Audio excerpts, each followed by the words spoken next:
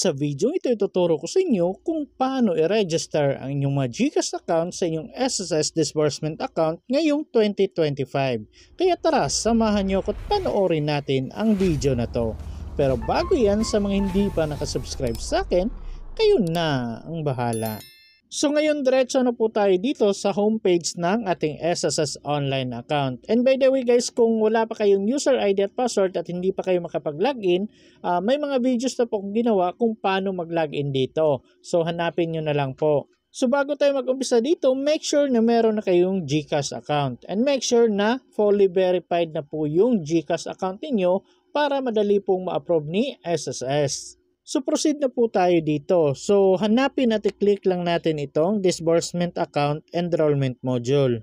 At pagkatapos may makikita tayong Disbursement Account Enrollment Reminders dito. So basahin nyo na lang po lahat yan, scroll down nyo na lang po. At dito sa baba may makikita po tayong I-Certify. So i-click lang natin itong box katabi ng I-Certify para ma-checkan.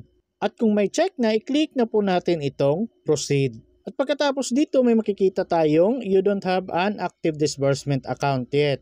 So kailangan pa natin talaga mag-register ng bank account or e-wallets. Pero ngayon GCash yung ituturo natin. Kaya dito sa baba piliin natin itong e-wallets. Itong nandito, itong may square guys. So ito yung pipiliin natin dahil GCash yung ipaparegister natin. At kung okay na, dito naman tayo sa baba, dito i-click lang natin tong select e-wallet. So ito po.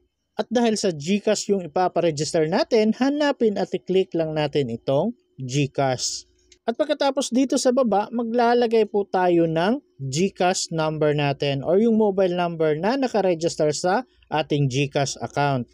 At pagkatapos kung may check na yan, dito naman tayo sa paglalagay ng confirmed GCash number. So ilagay natin ulit dyan. At kung may check na, i-double check nyo na lang po. Kung okay naman lahat, i-click nyo na po itong next. At pagkatapos mapupunta na tayo dito sa step 2. So dito, kailangan natin mag-select ng document type na gagamitin natin. So i-click lang natin tong select document type. At dito wala naman tayong ibang pagpipilian kundi ito lang e-wallet. So itong screenshot of mobile app account. So i-click lang natin yan. So dito kailangan nating mag-upload ng screenshot ng ating GCash account. So ang tanong, saang parte ng ating GCash account yung i-screenshot natin? So unang gagawin ninyo, pasok kayo sa inyong GCash account.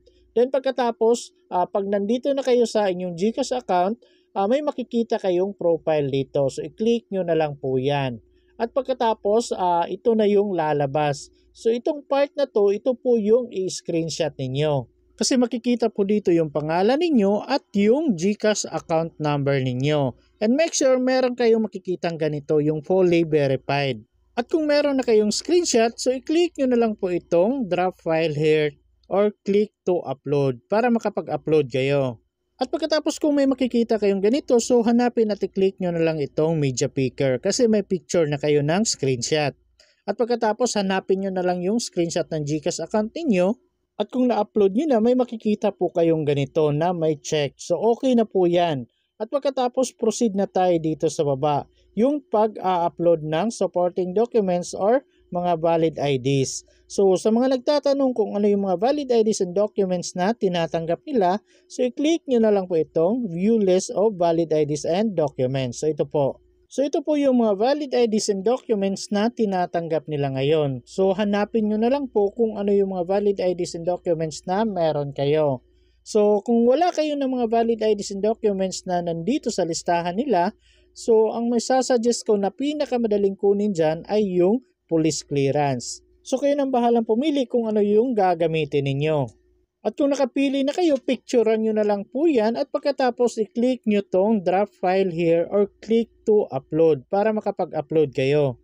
At pagkatapos nyo mag-upload at ganito yung lumabas, invalid daw yung file size niya kasi yung maximum na file size dapat is 3 MB.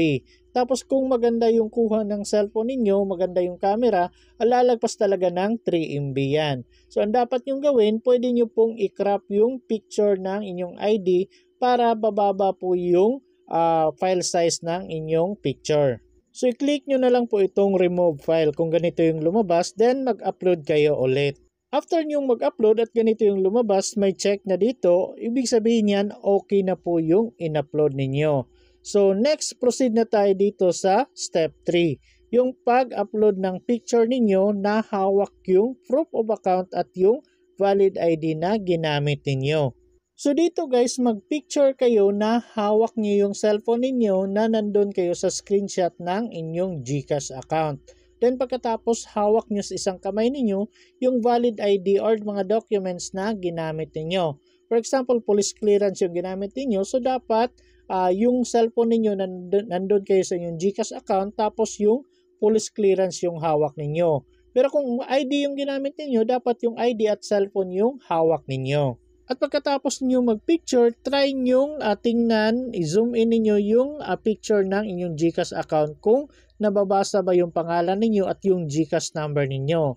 At ganun din sa valid IDs or documents na hawak ninyo kung nababasa ba yung pangalan ninyo doon.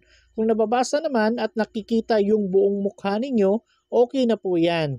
And make sure guys naka-proper attire kayo. Kasi yung unang apply ko na-reject kasi nakasando lang ako. Kaya na-reject ni SSS yung application ko at nag-apply ako ulit.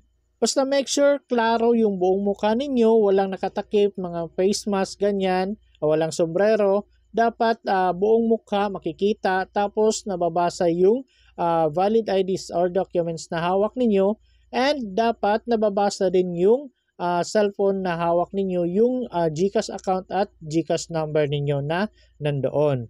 At mas maganda, back camera ng inyong mga cellphone yung gagamitin ninyo sa pag-take ng selfie.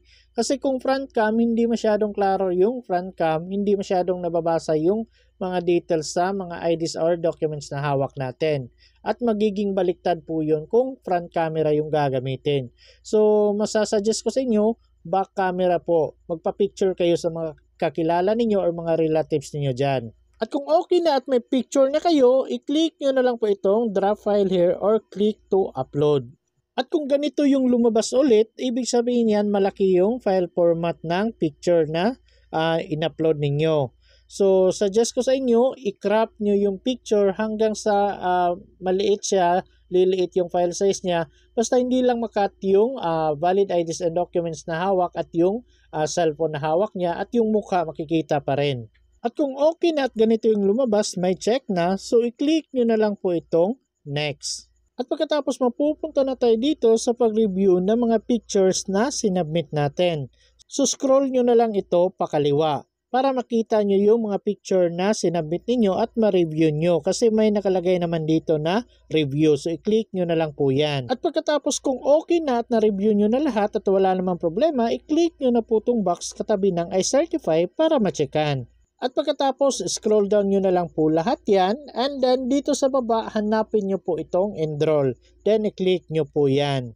At pagkatapos, may makikita kayong ganito, you have successfully enrolled your mobile number. Tapos, meron transaction number dito. So, kung okay na yan, i-click nyo na po itong done. At pagkatapos, may marireceive kayong email na kagaya nito na nag-enroll na kayo ng inyong GCash account sa inyong SSS account enrollment module. Pero take note guys, hindi pa po approve yung in-enroll ninyo. So mag-aantay pa kayo ng mga ilang araw bago malaman kung approve or rejected yung sinubmit ninyo na GCash account. So may marireceive pa kayo ulit na email kung approve or rejected yung in-enroll ninyo. Pero kung wala kayong na-receive na email, pwede nyong i-check from time to time dito sa disbursement account ninyo. So balik lang kayo doon kung saan kayo nag-enroll kanina. Tapos dito makikita nyo po yung GCash account ninyo. So kung nakikita ninyo may nakalagay dyan for branch approval pa. So mag-aantay pa kayo na maging active ito. Basta wag nyo po itong ika-cancel. So mag-antay lang kayo kung magiging active or kung nawala yan. At ganito ulit yung makikita ninyo, you don't have an active disbursement account yet. So ibig sabihin yan, rejected po yung in-apply ninyo na GCash account. So kailangan ninyong mag-enroll ulit. Pero kung pagbalik ninyo sa inyong disbursement account at ganito yung makikita ninyo, nandito pa rin yung GCash account number ninyo tapos meron nakalagay dito sa baba na color green na active disbursement account. So, ibig sabihin yan, active at approved na po yung sinabit ninyo na GCash account or yung in-enroll ninyo na GCash account. So wag nyo pong i-click itong deactivate. So bawal nyo pong i-click itong deactivate except lang kung hindi na active yung GCash account niyo at hindi nyo nagagamitin. So pwede nyo i-deactivate yan. Basta tandaan niyo, pwede kayong mag-enroll ng tatlong account. Pwedeng tatlong e-wallet, pwedeng bank account or e-wallet yung ipaparegister ninyo. Basta tatlong account yung pwedeng iparegister sa disbursement account ninyo kay SSS. Basta tandaan ninyo guys, hindi po pwede gamitin ang GCash kapag mag-loan kayo kay SSS kagaya ng calamity loan at salary loan. Pwede lang po yan sa ibang benefits kagaya ng mga sickness, maternity, ganyan. Pwede po ang GCash.